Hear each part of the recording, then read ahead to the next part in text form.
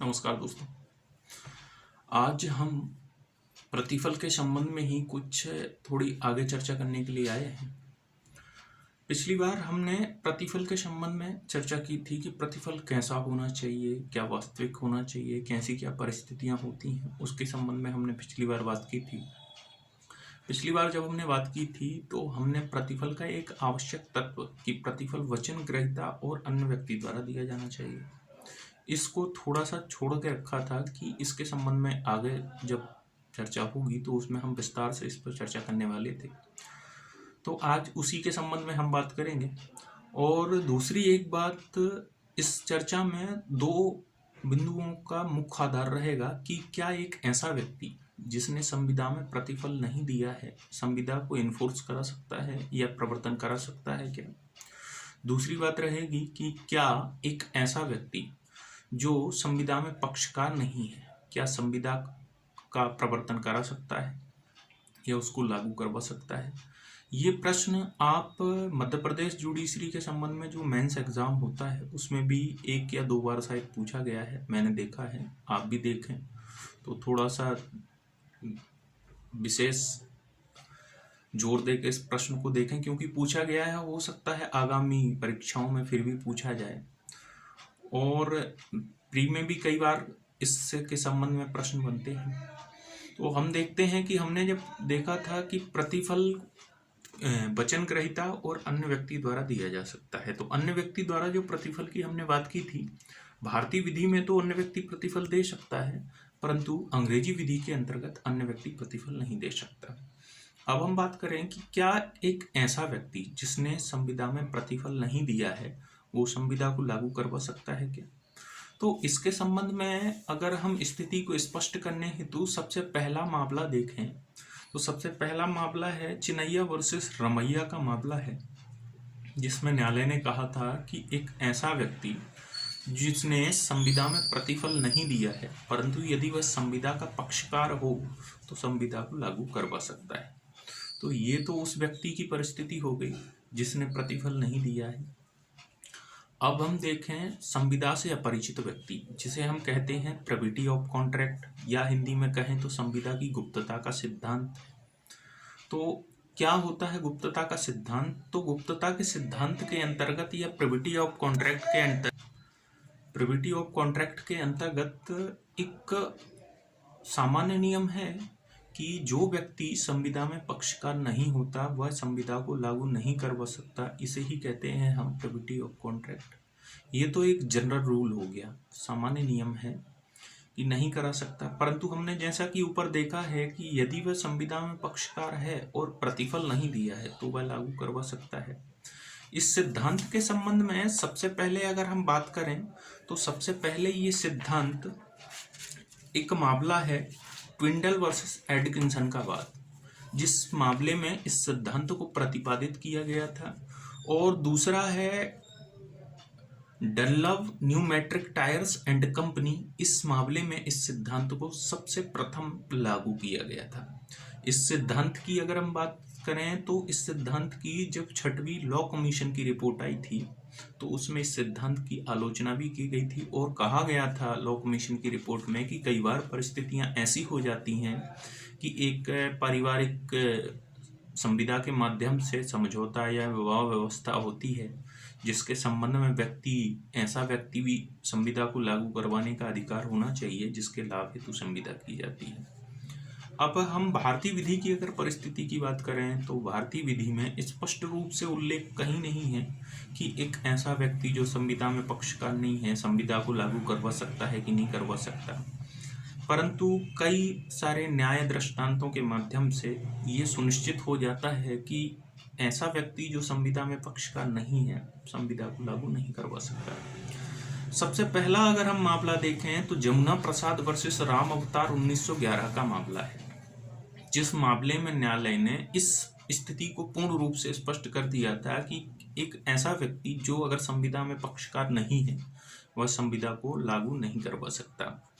अब इसके बाद 6वीं लॉ कमीशन की रिपोर्ट को देखते हुए या जो भी अन्य परिस्थितियां रही हूं उसके बाद में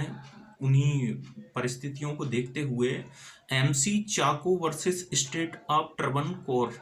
1970 सुप्रीम कोर्ट का एक महत्वपूर्ण मामला आया इस सिद्धांत के अनुसार, क्योंकि ये मामला ही सबसे महत्वपूर्ण है इस पर भारतीय विधि की अगर हम बात करें, जो कई सारे अपवाद लेकर आया। अगर ये मामला नहीं आता तो आज भी वही पुरानी परिस्थितियां होती कि जो पहले थी, कि कोई भी व्यक्ति जो अगर पक्षकार नहीं है वो संविदा को लागू नहीं करवा सकता। परंतु इस मामले के आने के पश्चात सुप्रीम कोर्ट ने कुछ अपवाद बताए, जिसके माध्यम से अब एक ऐसा व्यक्ति जो संविदा में पक्षकार नहीं होता पर संविदा को लागू करवा सकता है। तो इस मामले में सर्वप्रथम सुप्रीम कोर्ट ने कहा कि सामान्य नियम तो है कि कोई भी व्यक्ति जो संविदा में पक्षकार नहीं है वह संविदा को लागू नहीं करा सकता, ये एक जनरल रूल है। परंतु इस नियम के भी कुछ अपवाद हैं। इस नियम के अपवाद बताते हुए माननीय उच्चतम न्यायालय ने कहा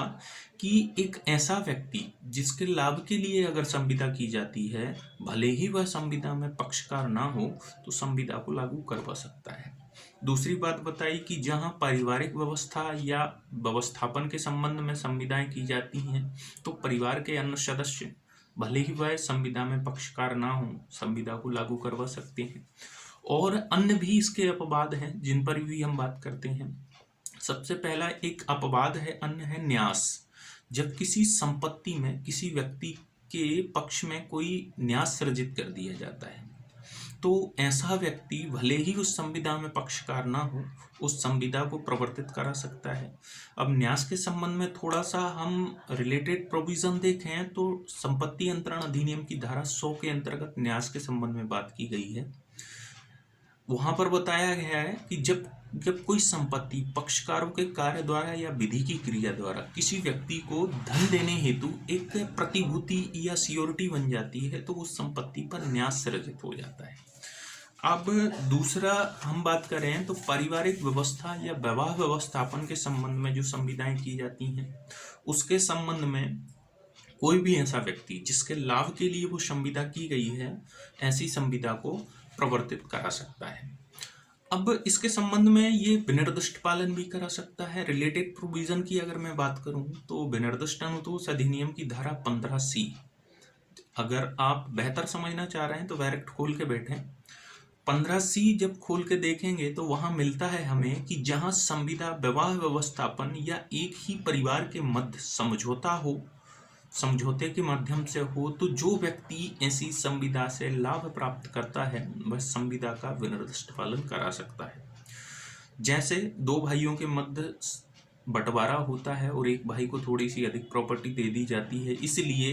कि जो बहन है उसकी शादी के संबंध में जो खर्च है वो उठाएगा, पर वो भाई आगे चलकर उस बहन की शादी के संबंध में जो खर्च होने चाहिए वो बहन नहीं करता, तो बहन भले ही उस संविदा का पक्षकार ना हो, उस संविदा को लागू भी करवा सकती है, संविदा का विनिर्दिष्ट पालन का बात भी ला सकती है। अब थोड़ा सा और रिलेटेड प्रोविजन की अगर मैं बात करूं तो टीपीए की धारा, संपत्ति अंतरण अधिनियम की धारा 39 जब आप देखेंगे तो जब कोई संपत्ति किसी व्यक्ति को भरण पोषण या विवाह व्यवस्थापन के संबंध में किसी प्रॉपर्टी पर कोई भार होता है और ऐसी संपत्ति किसी व्यक्ति को दान दे दी जाती है, तो जिस व्यक्ति को वह संपत्ति दान दी जाती है और जिस व्यक्ति का उस संपत्ति में भार होता है, उस अदाता के विरुद्ध ऐसे अपनी जो भार है या जो दायित्व है उसको प्रवर्तित कराया जा सकता है। जैसे एक ही एक प्रॉपर्टी थी, बी एक उसकी लड़की थी या जो भी है, पारिवारिक संबंध थे उससे या अन्य कोई सदस्य था, उसको उस प्रॉपर्टी पर कोई विवाह व्यवस्था के संबंध में या भरण पोषण के संबंध में अधिकार था और ए ने अपनी प्रॉपर्टी सी नामक व्यक्ति को दान दे दी, तो बी जो है ऐसी संपत्ति का जो दान दिया गया है उसके संबंध में भी अपने अधिकार को उस प्रॉपर्टी से पा सकती है, यदि उस व्यक्ति ने उस अधिकार को जानते हुए अपने पक्ष में दान ले लिया है। तो अब हम आगे देखें तो अभिस्वीकृति या विबंध, इसका ये भी एक अपवाद है कि जब कोई व्यक्ति किसी दूसरे व्यक्ति को कुछ देने का दायित्व रखता है, कुछ देने का अपना दायित्व रखता है और वह तीसरे व्यक्ति के प्रति अपने इस दायित्व को स्वीकार कर लेता है, तो जो तीसरा व्यक्ति है भले ही वह संविदा में पक्षकार ना हो, ऐसी संविदा को प्रवर्तित करा सकता है। इसके बाद अगले अपवाद की हम बात करें तो अभिकर्ता द्वारा संविदा की जाती है। अभिकर्ता द्वारा संविदा आगे देखेंगे हम, संविदा अधिनियम की धारा 226 से 238 तक के संबंध में संविदाएं की जाती हैं। और भी कुछ रिलेटेड प्रोविजन है कि जब अभिकर्ता द्वारा अपने क्षेत्र अधिकार के अंतर्गत मालिक के बिहाफ पर अगर कोई संविदा की जाती है तो ऐसी संविदा को मालिक प्रवर्तित करा सकता है। अब अगला अपवाद के संबंध में हम बात करें तो भूमि पर भारित कुछ संविदाएं होती हैं जो भूमि के साथ ही जाती हैं। चाहे वह भूमि किसी व्यक्ति को भी अंतरित कर दी जाए, तो जिस व्यक्ति को भी अंतरित करी जाएगी ऐसी भूमि, तो वह व्यक्ति उसके संबंध में जो पूर्व में संविदाएं की गई थी वो ऐसी संविदाओं को प्रवर्तित करा सकता है। जैसे हमने देखा है कि भूमियों के संबंध में कई बार संविदाएं हो जाती हैं कि आप यहाँ पर नाला नहीं बनाएंगे या कुआं नहीं बनाएंगे, तो जब भी प्रॉपर्टी किसी भी व्यक्ति को भले ही ट्रांसफर होती जाए वो संविदा यथावत बनी रहेगी और कोई भी अन्य व्यक्ति जो ऐसी संपत्ति को धारण करेगा ऐसी संविदा को प्रवर्तित कराता रहेगा समय समय पर। अब अगला हम बात करें तो पराक्रम लिखित। आपने देखा होगा आप कोई चेक लिखते हैं तो चेक लिखने वाले और बैंक के मध्य एक कॉन्ट्रैक्ट होता है कि बैंक पैसा देने से चेक लिखने वाले को मना नहीं कर सकती। पर अब जब आप किसी सेकंड पर्सन को चेक लिख कर दे देते हैं तो बैंक जो है उस सेकंड पर्सन को भी चेक का जो अमाउंट है वो देने से मना नहीं कर सकती, कि भले ही वह संविदा जिसने चेक लिखा है, जो चेक का ओनर है, उसके द्वारा और बैंक के मध्य होती है, परंतु जिस व्यक्ति को चेक दिया जाता है वह व्यक्ति भी ऐसी जो रकम है वो प्राप्त कर सकता है, वह संविदा को ऐसी प्रवर्तित करा सकता है। या वह व्यक्ति, जैसे एक एग्जाम्पल की बात करूं तो ए एक व्यक्ति है, बी को एक चेक देता है कि सी बैंक से तुम 10,000 रुपये ले लेना। अब ए और सी के मध्य तो संविदा है, पर बी जो व्यक्ति है उस संविदा को, क्योंकि उसके लाभ हेतु चेक दिया गया है, तो बैंक से प्रवर्तित करा सकता है। अगर बी इस चेक को पृष्ठांकित करके, जैसा कि हम देखते हैं पृष्ठांकन के संबंध में, पृष्ठांकित करके एक्स नामक व्यक्ति को दे देता है, तो एक्स नामक व्यक्ति भी इस संविदा को प्रवर्तित करा सकता है। क्यों? क्योंकि ये उसके लाभ हेतु या जो भी उसके माध्यम से दिया गया है, भले ही वह उसमें पक्षकार ना हो, पर ऐसी संविदा को लागू करवा सकता है। तो ये थी कुछ प्रतिफल के संबंध में कुछ परिस्थितियां जो हमने पिछली बार बात नहीं की थी। आज हमने इस पर विस्तार से चर्चा की है, क्योंकि ये प्री में भी इसके संबंध में कई सारे प्रश्न बनते हैं और मेंस में भी बहुत सारे प्रश्न बनते हैं। तो बहुत मेरे हिसाब से मैंने बढ़िया तरीके से समझाने का प्रयास किया है, क्योंकि समय कम होता है और भी कुछ चीज़ें हैं उसमें जिन्हें हम विस्तार से, इन्हीं सब विषयों पर हम विस्तार से चर्चा कर सकते थे, पर ज़्यादा हमने चर्चा नहीं की है, शॉर्ट में, जिससे कम से कम समय में एक बेहतर एक व्यू मिले हमें, उसके संबंध में हमने बात की। और आगे जो भी विषय होगा उसके संबंध में फिर हम बात करेंगे। अगर अच्छा लगा हो तो सबसे पहले उन लोगों को भेजें जो देखना चाहते हैं इसे, या जिन्हें आपको लगता है कि वो इसके माध्यम से कुछ सीख सकते हैं। और इस वीडियो को देखने से पहले अगर आपने सेकंड वाला जो वीडियो नहीं देखा है तो उसे पहले देखें, क्योंकि उसके बिना देखे इस चर्चा का कोई महत्व नहीं है। चलिए, धन्यवाद, फिर मिलते हैं अगले वीडियो के माध्यम से।